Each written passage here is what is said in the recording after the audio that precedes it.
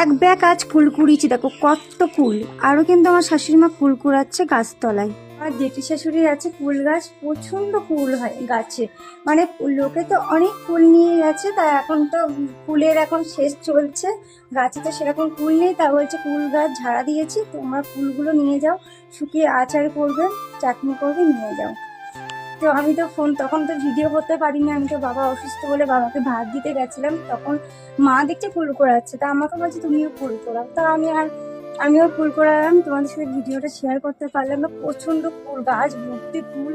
মানে যখন গাছটা ঝাড়া দিচ্ছে না, নিচে পুরো মানে ভরে গেছে। ছাদে চলে আসলাম, তোমাদেরকে তাও দেখাচ্ছি দূর থেকে কুল গাছ। হলো আমি কুল নিয়ে এসি, সেটা হলো ওই গাছ, ওই যে কুল গাছ দেখা যাচ্ছে, ওখানে আমি এখন যেতে পারলাম না। ওই যে কুল গাছ আমাকে ডাক দিচ্ছে, বলছে কুল নিয়ে যা। কুল নিয়ে এসছে আবার।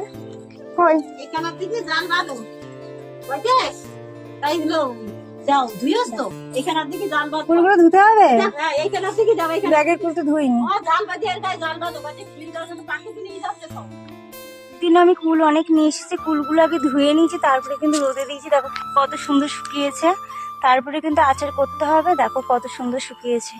এখানেও কিন্তু আজকেও কিন্তু কাঁচা কুল নিয়ে এসেছি, দেখো কত কুল। এই দেখো এখনো তো ব্যাগে কুল আছে, ওগুলো আমি সব এখন ধুবো, ধুয়ে ওই যে জার আছে ওই জালে করে রোদে দেবো।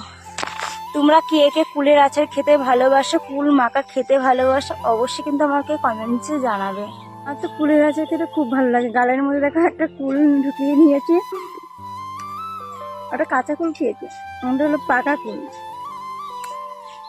আমার তো কুলের আচার খেতে, কুল খেতে ভালোই লাগে, খুব ভালো লাগে।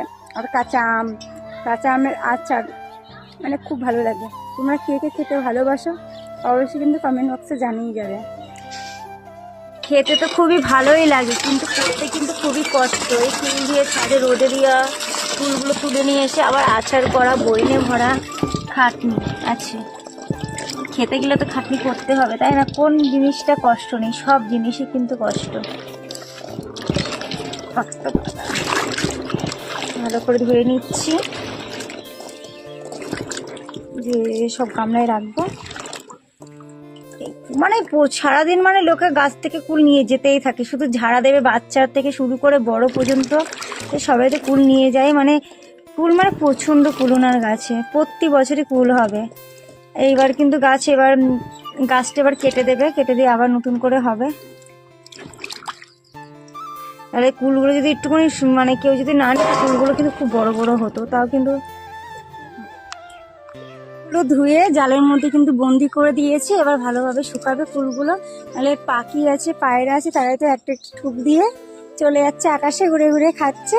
তার জন্য কিন্তু এটা করলাম। আমার ভিডিওটা যদি তোমাদের যদি ভালো লেগে থাকে অবশ্যই কিন্তু